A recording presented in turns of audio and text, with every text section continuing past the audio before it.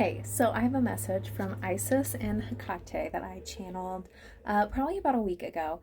And I wrote it down on my handy dandy notebook, and it feels very pertinent to the eclipse and the solstice, not the solstice, the equinox coming up. Equal energy. So let me read it to you right. Whirlwind, fury, loss. These are the things your kind has learned to anticipate from this earthly experience.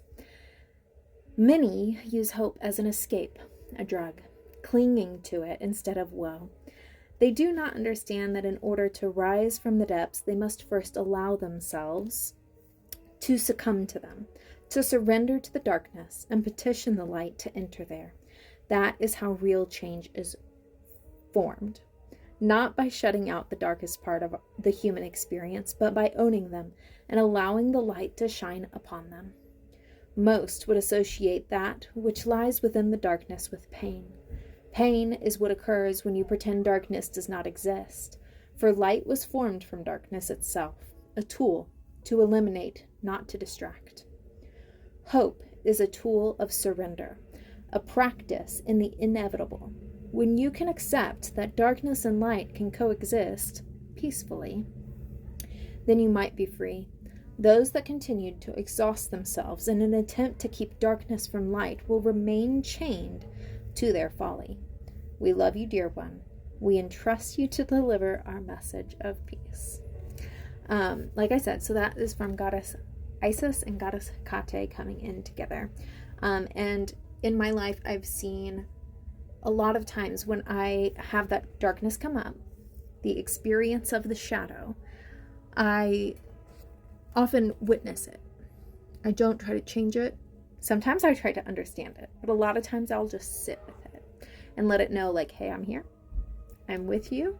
This aspect of myself that I am now seeing. And once that acceptance has occurred, then I can bring in the light. Then I can bring in understanding. Then I can illuminate that, right? And so when we're talking about this darkness meeting light, this is an internal process, but we're also seeing it externally on an astrological scale, right? Within the equinox, when we have the equal night and the equal day.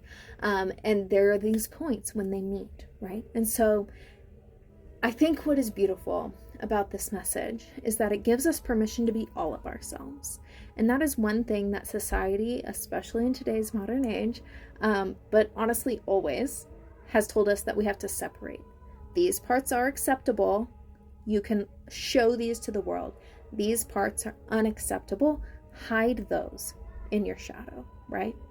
And we're moving forward to a more equalized society. And yes, it feels chaotic right now. And yes, there's all kinds of messaging and programming trying to cling and grab our attention and suck our energy and blah, blah, blah, blah, blah. Shield your energy. I love you so much. I have a pinned post, okay? I have YouTube videos. I have tutorials. We can have a call, whatever you need to make sure that you are grounded and stable and centered. Just a PS, I do have one 30-minute call left for $30. That's like less than half off. More than half off. And all I ask in return is a review posted to my page. And if you are curious about my reviews, you can go and look at them. But let me know your thoughts on this message, and I hope you have a wonderful weekend. I will probably hit you tomorrow with a tarot reading. I love you so much. Goodbye.